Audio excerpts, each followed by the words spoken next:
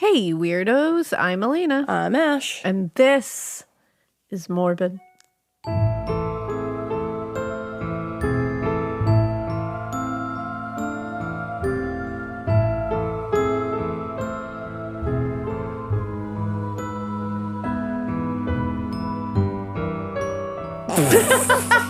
And that's the computer. And that is life. Save it for the outtakes. Oh, I said that in my Send It to Daryl voice, and I'm wearing that sweatshirt. Did.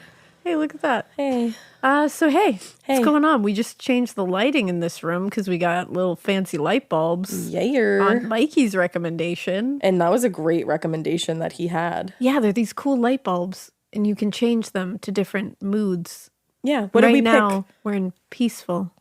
Yeah, earlier it was so dreamy, but I was like, it's a little too dreamy in here. I think I'm about to zzz off to It's because sleep. it's gloomy outside of Massachusetts today, which is delightful. Yeah, always welcome. But you can't have too dreamy a mood when it's gloomy outside or you'll just fall asleep. Exactly. And we have a ton of candles lit and stuff, so the vibe is right. It's hella cozy in here. It's hella cozy. And it smells like the witchiest shop you've ever walked into. It's true, it does. I just did some sage before Shit is that. right. Elena did some Palo Santo. We really cleansed our asses up in here. Just cleansed our asses. Not like an enema, but like a spiritual enema. Yeah, there you go. A spiritual enema occurred in this room, and we feel good. Yeah. Yeah.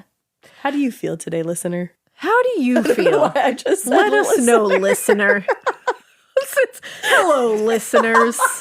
Everybody listening was just like, what the fuck? Like, did we break up? Like, what is, are you dating someone else? Why are you calling me listener? Weirdo. No. Weirdo. How do you feel today, listener? Like, what's going was on? that in my body? It was a soul. It was. It was a soul. It was. It was. What's happening? I don't know. I'm so tired. I had more end of the world anxiety last night, so I didn't sleep good. A couple people messaged me actually and were like, Ash, I felt crazy that I had end of the world anxiety until you said you had it, and like that made me feel better. So you are seen. You're all in this together. Yeah, I reached out to a therapist last night. It's true. And then me and Mikey were like, we will be very real with you and try to logic it to the other side. It really did help. So, we try. Thank you. We're all in this together, guys. We're all just trying to get through the day. Couldn't have said it better myself. Just trying to get to lunch, really. Yeah. And we did that. We Had some chicken fingers. We did. We had chicken fingers. All So right. we're okay. Anyway. Quick little side note. What's up? Just before we start. Okay. Takis.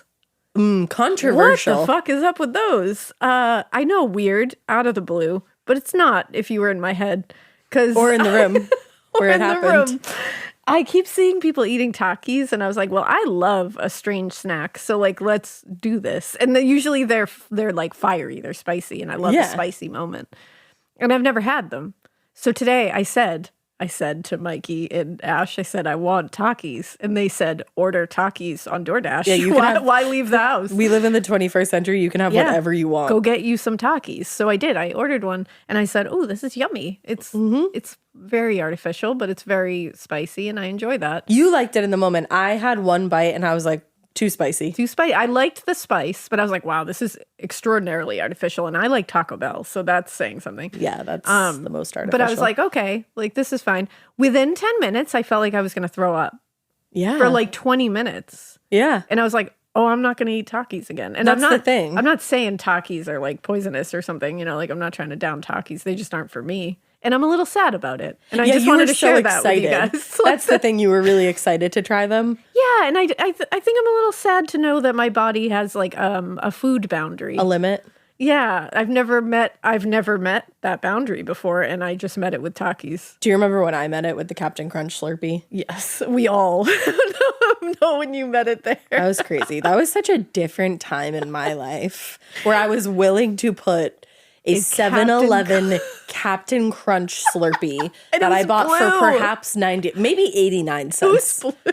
It was blue. It was fucking the most artificial blue. Yeah. And then let me tell you something. I was blue for quite some time. You were green. Yep. Yep. But yeah, it's a weird moment when you figure out like, oh, I can't just eat anything. Growing up is weird. It's horrible. And again, weird because I've never I love spice, and I still like, it just made me feel yucky for a little while. So I was like, oh, maybe that was just a little too much. And that's the thing. It wasn't even like you ate them like too fast or anything like that. Like she just had a few. You didn't even have that many, really. No, but me and Takis were not. Elena's Taki journey. That was my Taki journey, and I just wanted to share that with you. Now you can't do the thing that they do on TikTok. Remember we were talking about it the other day? With the pickle? I wanted to have you try that. you wanted to have me try that. Well, I love that. No, honestly, I wanted to try it until I had a Taki, and I was like, I don't like this. Yeah, and then you're like... And I was like, but I want to have you try that. It's a sad day when you meet your food limit. When you meet your maker, the Taki. Yeah, that is a sad day. I thought it was happening for a second, but alas, I did not. I'm good now, though. Yeah, you look great. She dyed her hair darker. Yeah, I dyed my hair darker. I ate a Cadbury egg, and I was right as rain. Everyone's like, maybe that's why. No, I'm just Everybody's kidding. like, what boundary is that, though? Explain your boundary. No, if you don't like Cadbury eggs, you can get the fuck out of here. Cadbury cream eggs, guys. So good. So good. I even like the caramel ones. Yeah, those are great The too, cream but ones are my favorite. Superior. Yeah. But you know what? We're not here to talk about that. Nope. But we had to get our... You guys are like who we talk to, so we had to like get all that out real quick. No one else cares about my Taki journey. Yeah, our 2-minute like, hey, what's up corner. Yeah, listener, dear listener, dear Abby. So we are in a part 2 situation right now. Yes, and I left you guys on a little bit of like a excuse me what? Yeah, I was pissed at you. Yeah, and it was mostly because like this whole next part of this is just so infuriating at times, and you can just see how ridiculous and how negligent a lot of this was. Yeah. So when we left you, we were talking about Detective Eddie Bulger there, the detective who was incredibly racist. I was going to say the racist fuck. Got it. I was like, I don't know a nice way to say that, and I don't care. So he's an incredibly racist detective, and he was kicked off of the case. And then he decided to insert himself back into it. Apparently photos were found in George Whitmore's coat pockets. They were of a woman. He said he found those in the trash, and then he was just using them to like kind of like hype himself up to his friends and be like, "This is my girlfriend." Yeah, he's a young kid. Yeah, like he's a young, he's a teen. And like I have a feeling he has nothing to do with this. That's adorable. It is. He's in a weird way. Yeah, that's he's just adorable. trying to be like, "This is my girlfriend." Yeah, and Detective Bulger there decided to declare that person in those photos was Janice Wylie. Incorrect, I feel. So now he is being charged, like he's being looked at and suspected, at the very least, of killing Janice and Emily. Yeah. And that's where I left you, which was like, oh no, what's going to happen? That really is where you quit. Now, detectives interrogated, you're like, you quite literally ruined my life. Pretty much. So detectives interrogated George Whitmore for 26 straight hours. Jesus. 26 straight hours. And after which he not only confessed to the assault of Elba Barrero, but also to the murders of Janice Wylie and Emily Hoffert. Yeah, after 26 hours of straight prodding, I might confess to a lot of shit that I didn't do. I think a lot of people would. Yup. He also confessed to the murder of Minnie Edmonds, who we talked about, that was killed a week before Elba Barrero was attacked. Right. At no time was he informed of his rights. So that's not good. Or asked whether he wanted a lawyer. That's illegal. The interrogation resulted in him signing a 61-page confession that included very intimate details of the Wylie Hoffert murders only the killer would have information about, or someone that was at the scene. Or the detectives. Including descriptions of the broken bottle during the attack and the knives used to kill both women, the fact that the knives broke, like all those little details that they hadn't released to the public yet. Right. According to the Whitmore statement, he had entered the apartment building unseen. So he said he somehow got into that apartment building and no one saw him. Okay. And had been on his way to the roof when inexplicably he just left the stairway and entered the corridor. For no reason, he couldn't come up with a reason why he did that. Probably because it didn't happen. And he said he entered the corridor on the 3rd floor and just began trying doors until he came to Janice and Emily's, which he found unlocked. But it wasn't. Does everyone remember part 1? Uh-huh. That door was locked. It was locked when Pat got home. Right. That door was not unlocked. And they found no evidence that it was unlocked. In fact, that was what was fucking them up about, like, obviously, aside from the obvious brutality, that's what was fucking them up about this crime scene, is they were like, how did someone get in? There's no way somebody got in, but there's this open window, but we're on the 3rd floor and there's no fire escape. But now he's saying in his confession the door was unlocked. It reminds me a lot of the Jesse Miskelly thing. I was thinking about where that. There's blatantly wrong details, but they are just pretending that's fine. Like, just what? Don't worry about that. Like, no, look at this other detail. Yeah, that's so this detail's right though, and it's like, well, that's wrong, and that's a big one. Like, that should negate the other ones. So for 8 months, frustrated investigators in Manhattan had been under intense pressure to solve the Wylie Hoffert murders at this point, but they had not made even a single step of progress at this point. Despite the, a lot of efforts, they were canvassing the whole place, and they had unrestrained resources. Like, the entire Manhattan Police Department was on this. And because of this, reports of Whitmore's arrest came as a huge relief, not only to the residents of New York, but also to the investigators and politicians who were feeling that intense pressure. So this is not a good mix of things, because everybody's like, great, we got someone, don't care if it's the right person. Within days of his arrest, however, several people began to doubt the credibility of the confession. At his arraignment for the murder of Minnie Edmonds, he actually recanted his confession, with his lawyer telling the judge that George had been coerced into signing the document by Brooklyn detectives and was beaten into it. Oh, no. During that interrogation. Like, he was very much not doing that under his own volition. And if Detective Bulger, if he was there, that guy was definitely beaten. Yep. That's so sad. That, like, hurts my heart. Yeah. And George even, like, requested to take a lie detector to prove that he was telling the truth. I mean, come on. Like, he's not going to... Obviously, there are cases where someone's the killer and they're like, yeah, I'll take a lie detector test because they're just so confident. But this guy is younger. Right. His IQ is very low.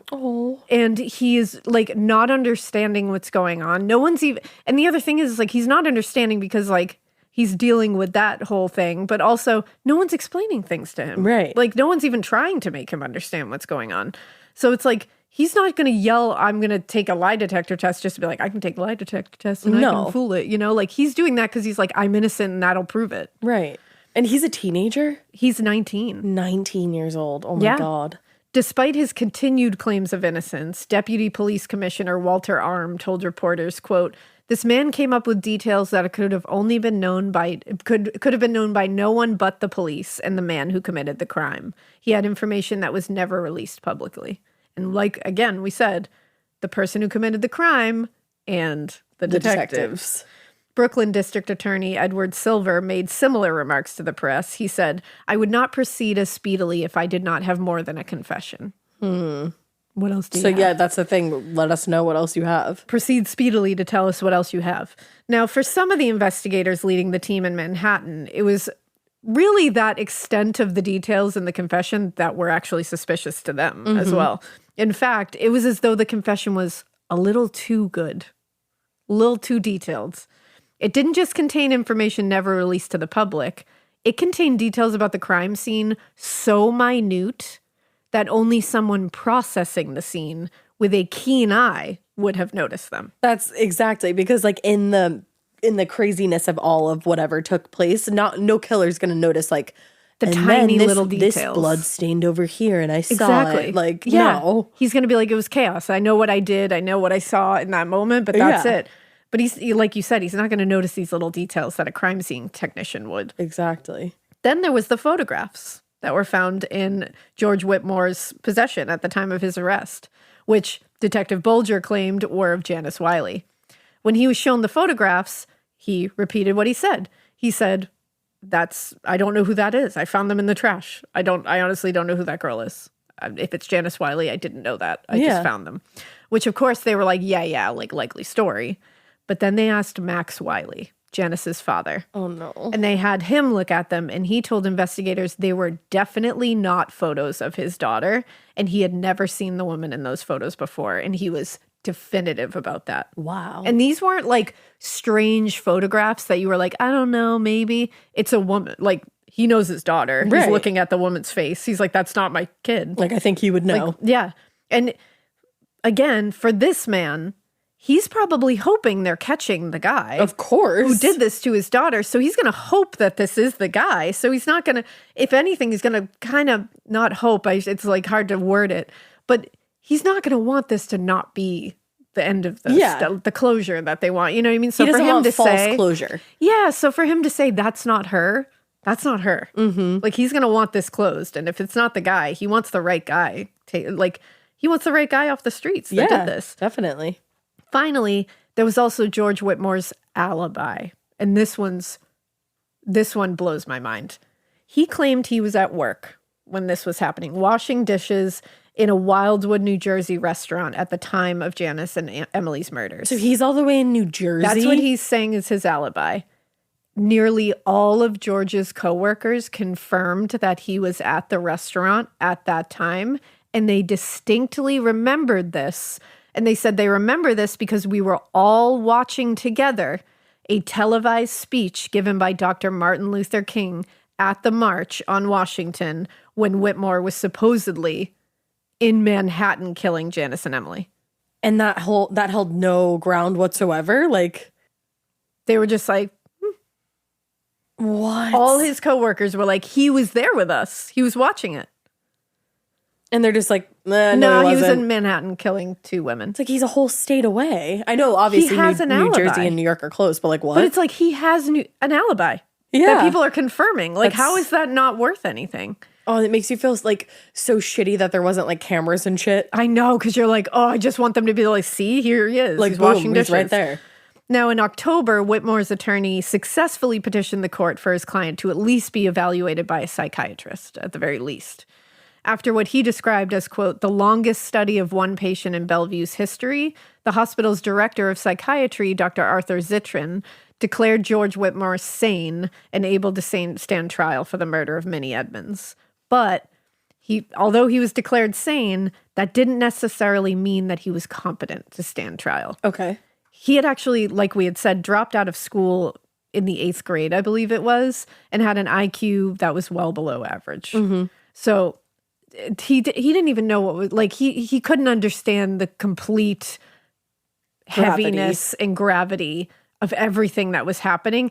And he couldn't understand how he was being fucked with. Yeah, he's like, I was at work. Yeah, these like pictures are of a different girl. I found them in the garbage. Yeah, like he's telling you the truth. I found these in the garbage. That's not even of her. I don't even know her. I was at work when this happened. I have people to like confirm that for you. How scary is that you can have all of those... A whole restaurant of coworkers say that you were there. All of that defense behind you, and they can still railroad you. Yeah.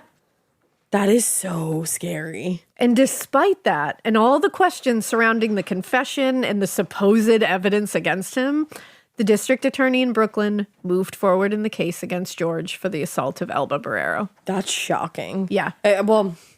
Shocking. It is, and it's not. Unfortunately. Now, in November 1964, George Whitmore went on trial in Brooklyn Supreme Court for the attempted sexual assault of Elba Barrero. In court, Barrero told the jury her assailant caught up with her on the sidewalk and grabbed her from behind. In November 1964, George Whitmore went on trial in Brooklyn Supreme Court for the attempted sexual assault of Elba Barrero. Mm-hmm. In court, Barrero told the jury that whoever attacked her had caught up with her on the sidewalk and had actually grabbed her from behind. And she said, snatched her pocketbook, placed his right hand over her mouth and his left hand around her neck, and said, if you scream, I'll kill you. That's so scary. Now, Barrero then claimed that she and her attacker, quote, walked face to face for 2 blocks to 192 Bristol Street, where the assailant took her down a flight of stairs to the basement, pressed her against a wall, and briefly removed his hand from her mouth. This is when she started screaming. Mm-hmm. Following her testimony, Elba Barrero again identified George Whitmore as the person who attacked her that day. So now, wait, she said they walked face to face? Yeah.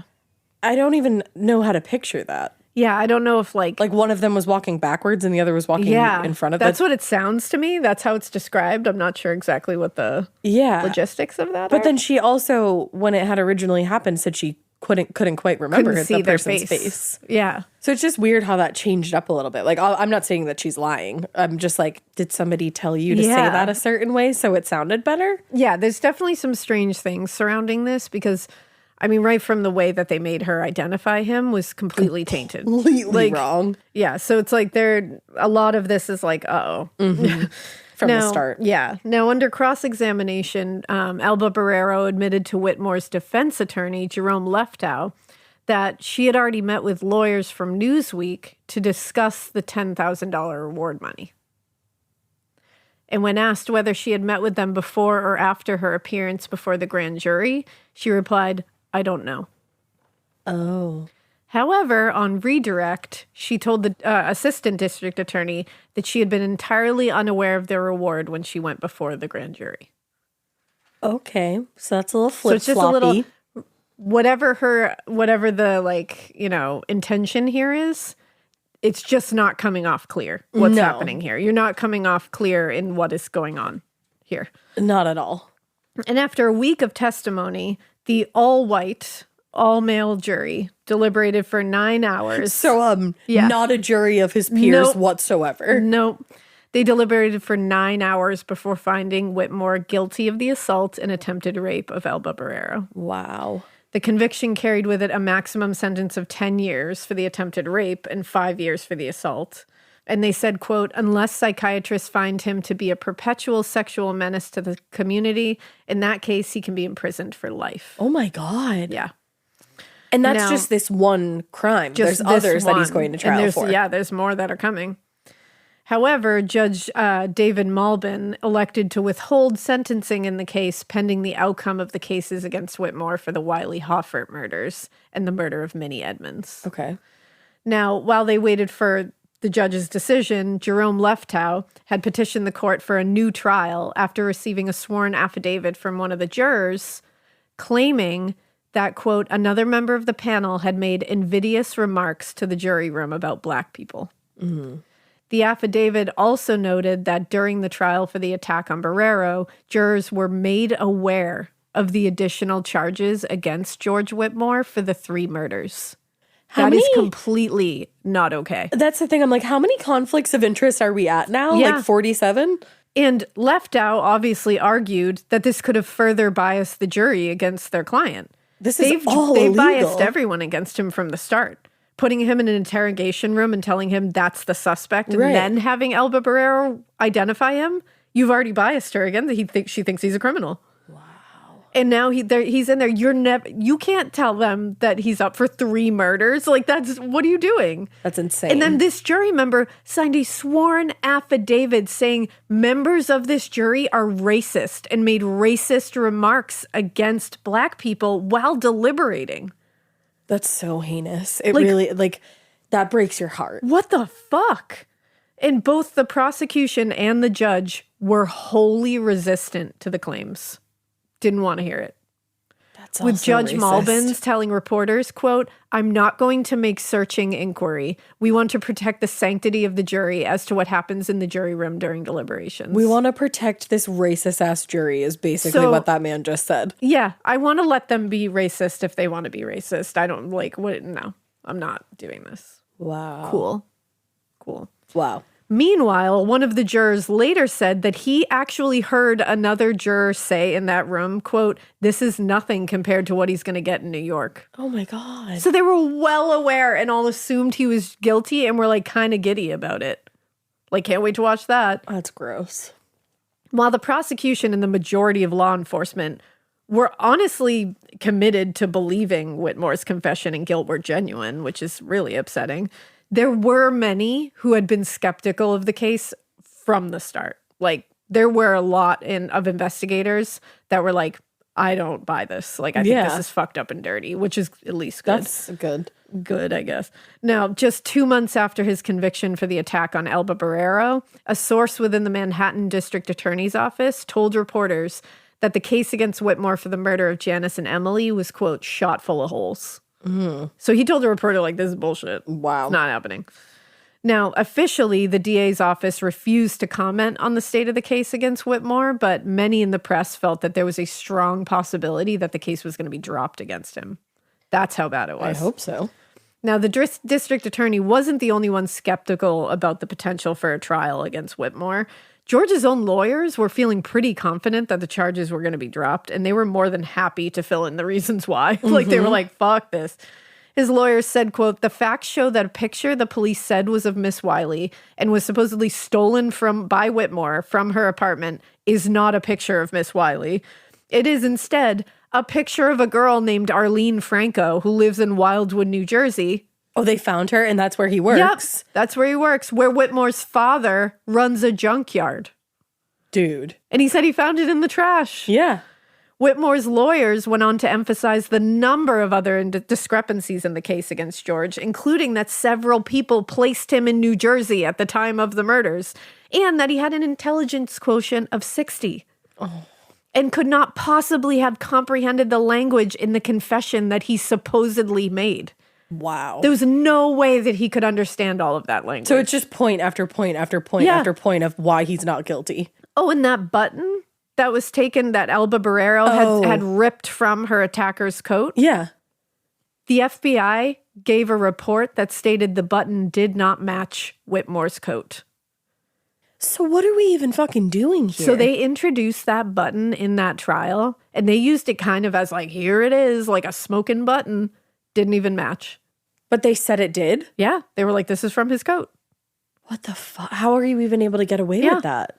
Well, just 2 months later, Judge David Malbin, who didn't want to hear about the racist jury, wanted to let them be racist if they wanted to. Did he also not want to hear all the evidence as to why this black man didn't commit this crime? Yeah, he was like, no, I don't want to hear it. He vacated Whitmore's conviction in the Barrero trial after it was determined that the jury had been racially biased and may have been influenced by learning of the other charges against him.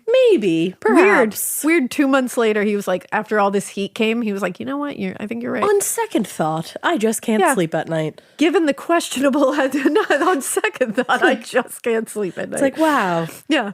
Given the questionable nature of the confession and the evidence against him in the other case, we would all assume at this point that the charges are going to be dropped. Like, looking at everything I've just told you. So, yeah. Logical brains would be like, absolutely. But who's going forward with that? Based on these fuckers, I'm like, nah. Yeah.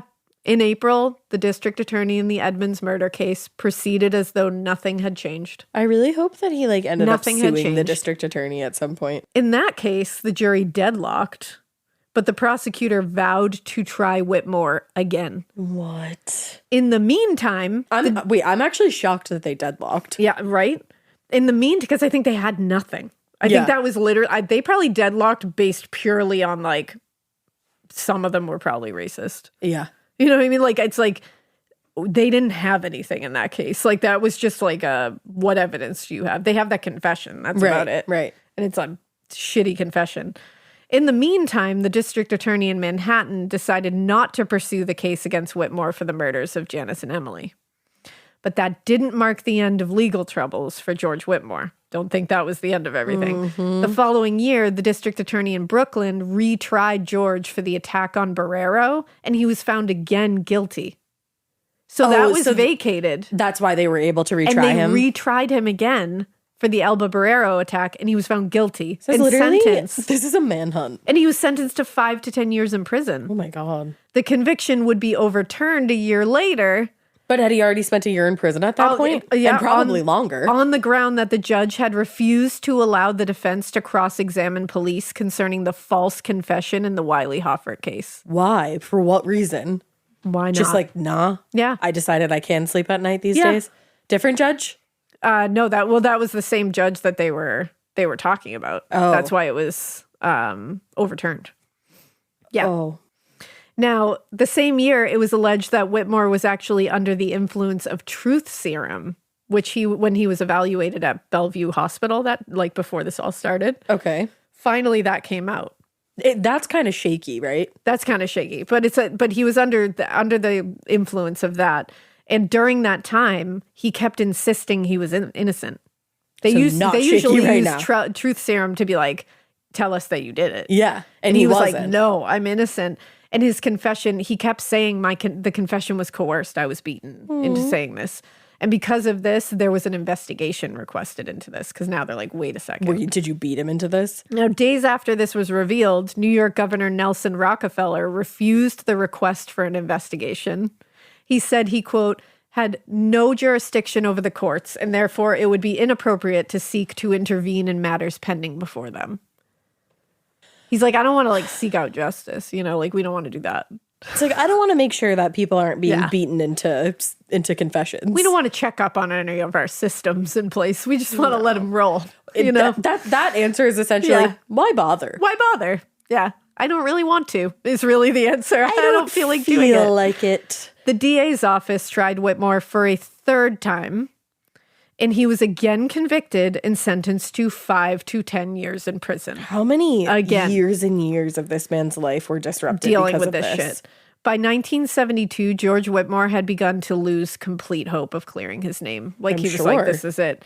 Then a journalist from the New York World Telegram received an affidavit from Elba Barrero's sister, stating that prior to identifying George Whitmore as her attacker, Elba had already identified 2 other men as the assailant. Kind of iconic that her sister was like, hey, just putting it out there. My sister, but... It was in an affidavit. She was being truthful on the affidavit, saying like, I'm not saying he didn't do it. I'm not saying she's not, but I'm just telling you, she identified 2 other guys before that. So that doesn't hold a lot of weight. Wow. The way he was identified and the fact that 2 other people had already been identified, I mean, come on. And how many years later did this come out? Like, Jesus Christ. This poor fucking man. Yeah. And in fact, Elba had only identified Whitmore after Detective Bulger and his partner motherfucker had made her aware of the $10,000 reward being offered by Newsweek. So they literally just waved a bag of cash in her fucking face. And that is precisely when she agreed to change her statement. That's disgusting. That is disgusting. Like, I know that's a lot of money, but that's not worth sending somebody to jail for, to prison for the rest of their life. Yeah. Like, that's fucked up. That's on another level. At the request of the newly appointed Brooklyn District Attorney Eugene Gold, the case was reopened, and the statements from Elba's sister were confirmed. And that's when Whitmore's convictions were overturned and he was officially exonerated. So luckily, the new Brooklyn District Attorney was like, whoa, so open that shit back up, put these in here, like put all this new information in here, and he got it overturned. Wow. After being released from prison in 1973, George sued for violations of his civil rights, but he lost his case. In what fucking world? And received no compensation. How did he lose that case? No compensation. What? This whole legal circus and truly nightmare he found himself in. For years and years. Yeah, actually ended up being one of the catalysts for abolishing the death penalty in New York as well. And it also aided in the Supreme Court's Miranda ruling in 1966 that guarantees criminal suspects the right to consult with an attorney. Oh, wow. Okay. So something good came out of it somewhere, I suppose. That's the thing, though. It's like, yeah, because I know we talk about the death penalty a lot. And like you say, like, you're a little less gray. I'm always pretty gray. Yeah. But then a case like this comes along and it's like, that'll throw you for a loop. Like genuinely. Because he would have been facing the death penalty. Because it's like, you can fuck it up so badly. And then what if all of that came to light after they had already put this man to death? Yeah. Like he would have been sent to death for these murders. Wow. That actually just turned my stomach. Yeah. And what makes the cases against George Whitmore so egregious is that the charges against him in the 2 Brooklyn cases were mostly just a pretense that would have validated the charges against him for the murders of Janice and Emily. Right. Making Eddie Bulger there and the Brooklyn detectives look like fucking heroes. That was the whole thing behind this was Eddie Bulger and his little cronies wanted to look like fucking superheroes at the end of the day. Please tell me that man got karma. Please tell me. The problem here was that even before Whitmore went on trial for the attack of Elba Barrero, investigators in Manhattan were fairly certain he had nothing to do with the Wylie Hoffert murders. Mm-hmm. Investigators were like, no, we don't think he did this. So even though Detective Bulger was like, I want to get my hero status and get this all, most of the investigators were like, fuck off, this doesn't work. In October 1964, police arrested... this was like something totally different, arrested 35-year-old Nathan Delaney for the murder of a rival drug dealer. Oh, wow. as this was his third arrest for a violent crime, Delaney knew he could receive the death penalty. That's the three strikes rule for the murder. And he offered to tell the DA the name of the real killer in the Wylie Hoffert case. Damn. At the time, there was still intense pressure to close this case. And the DA's office knew the case against Whitmore was in sham, like he didn't do it. Mm-hmm. So they agreed to Delaney's conditions. Because remember, there's still a case against George Whitmore for this part. Yeah. They only were able to exonerate him for the Elba Barrero situation. And Minnie's murder, and right? Minnie Edmonds. But like this was still hanging over his head. They were still trying to fit pieces into this one. Now, according to Nathan Delaney, he had been at home on the afternoon of August 28th, 1963, which is when Janice and Emily were killed. And he said there was a knock on his door. So he opens the door, and Delaney was surprised because he saw his acquaintance, whose name is Richard Ricky Robles. Okay. He was covered in blood and visibly shaken. Now, Ricky, who had just been released from prison, told Delaney that he had gone out looking for drug money and had killed 2 women. What? And the way he said it was that he said, quote, he just iced 2 dames. What the fuck? That's how he described it. And Delaney claimed he gave Robles a new set of clothes, and his wife, Delaney's wife, gave him a garbage bag for the bloody clothes, which I was like, wow. You guys are disgusting. Yeah. Now, Nathan Delaney agreed to wear a wire. Holy shit. And together with his wife present, they engaged Ricky Robles in the conversation, just a regular conversation. And during that whole time talking, he again admitted to killing Janice and Emily on the wire. They were able to like steer the conversation to like, remember that time? And he was like, oh, absolutely. So he was just looking for drug money? He'll explain. So all of this was recorded, him admitting to the whole thing, and it was submitted to the prosecutor. And the taped confession was enough to get a warrant for his arrest, and Ricky Robles was taken into custody on January 27th, 1965. At the station, Ricky Robles maintained his innocence and asked for a lawyer. So nice that they give him that. In case you were wondering, he is white. Yeah, I had a feeling. So he got a lawyer, and he was. And I'm sure they read him his full rights. Yeah. Yep.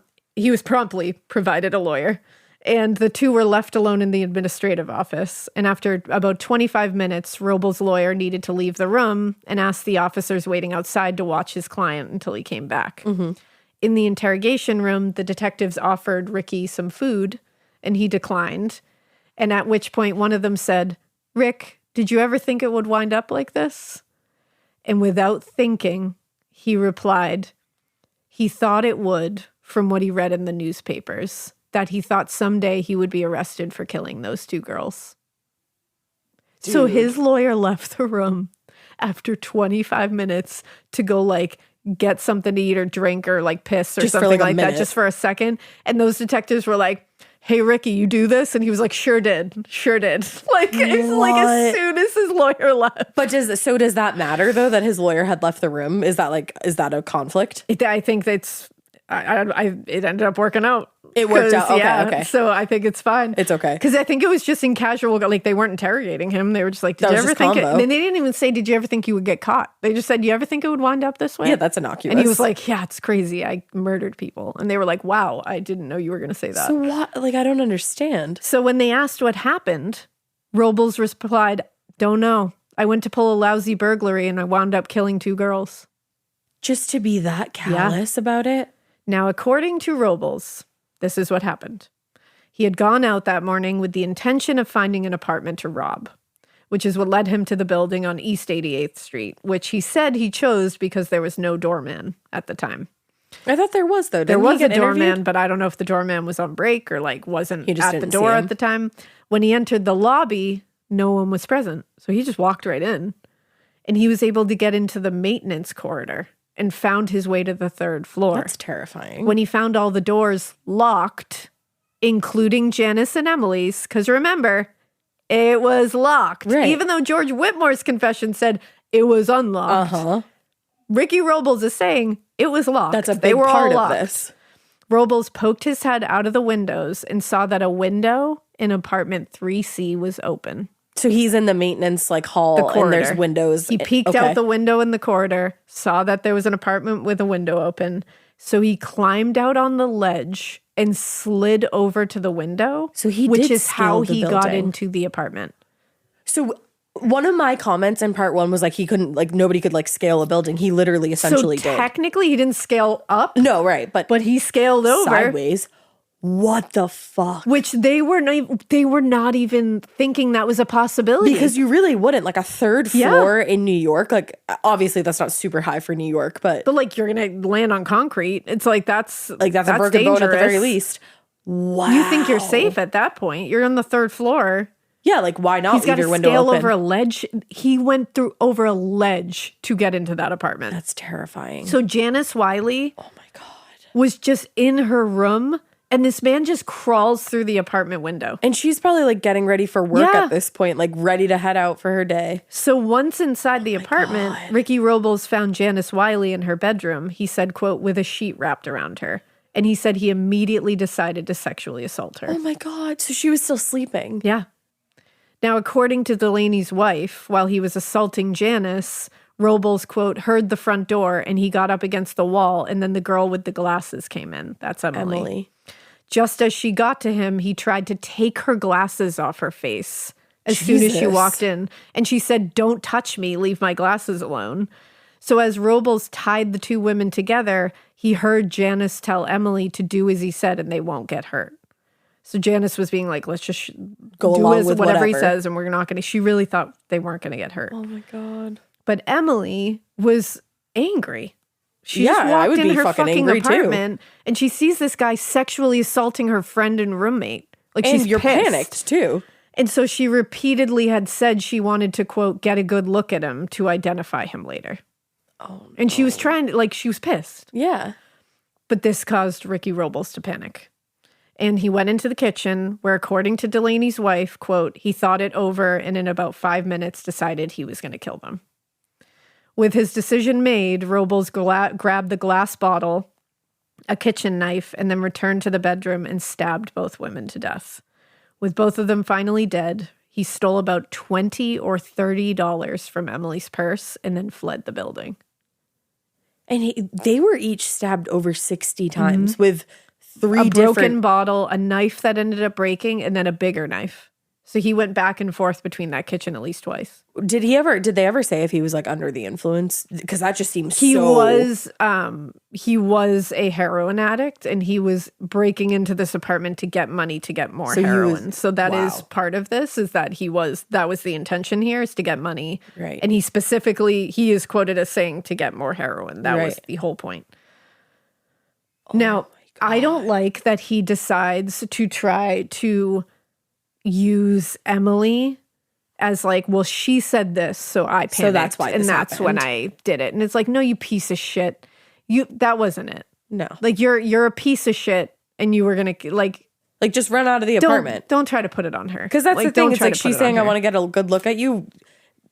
Get out of there. Yeah. Get out of there. Get the fuck out of there. You then shouldn't be here in the fucking first place. yeah, cover your face and run out.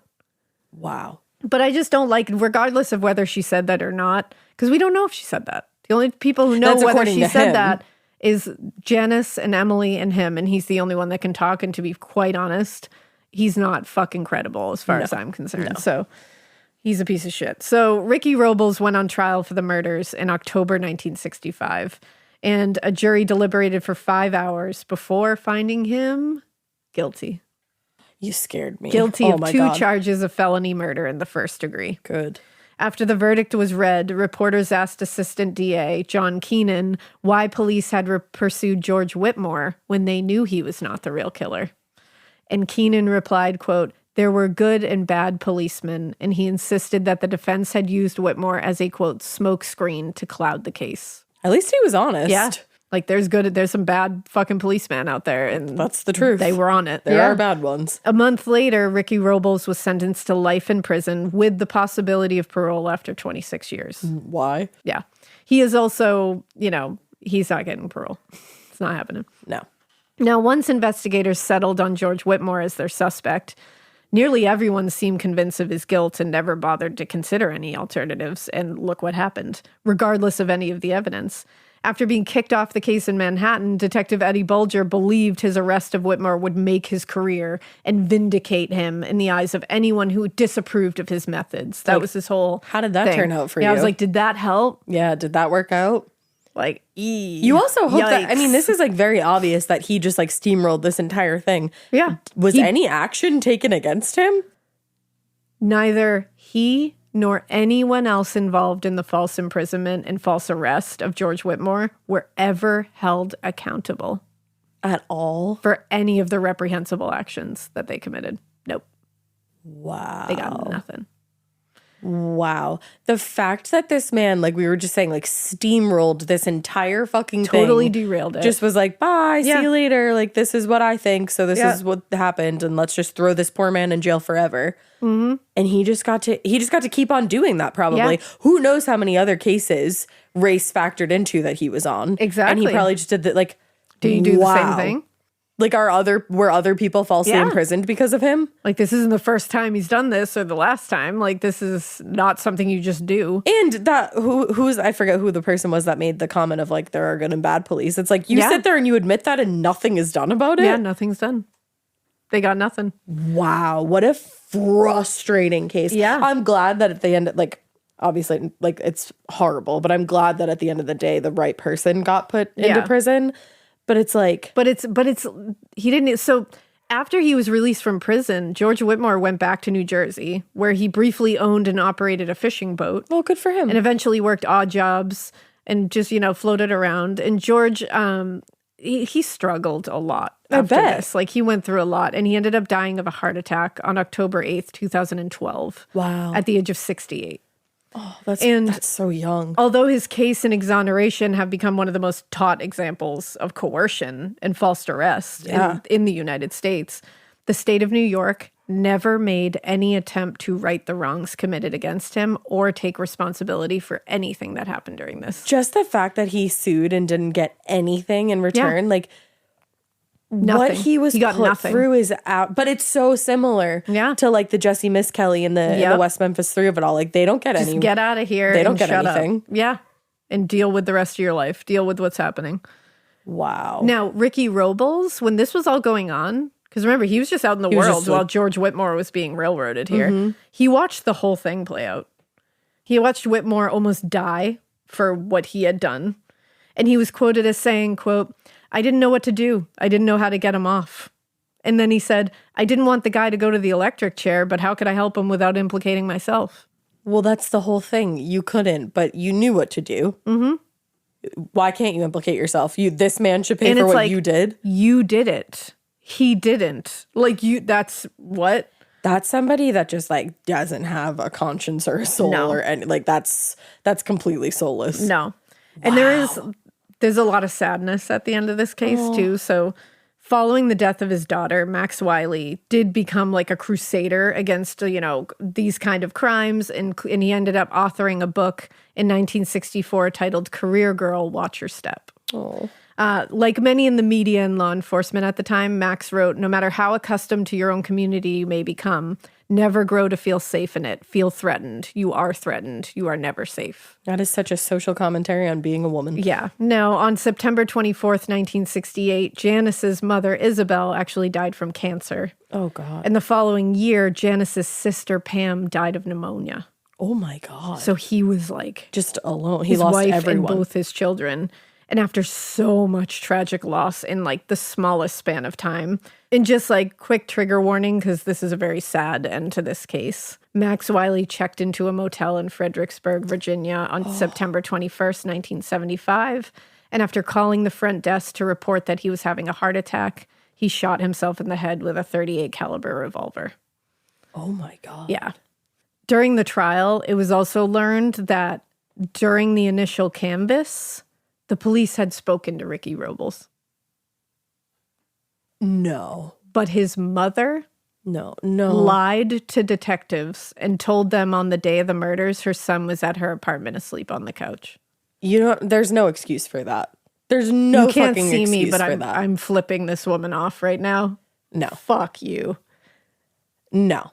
2 people's daughters were viciously brutally, savagely murdered by your son, you can go ahead and say, I don't think he did it, but you do know not lie. full well he was not asleep on your couch. Yeah, you don't lie. I man. understand Not in like this the scenario. inherent like need or urge to protect your Of child, course. but not when they're in the wrong like that. And you don't lie. You don't lie. say he was there when he wasn't, because it's like, dude, that's gonna come back. You don't know that. That's gonna come back. And how do you live with yourself after yeah, I couldn't. derailing and that's the thing, derailing the investigation and then look at George Whitmore. Exactly.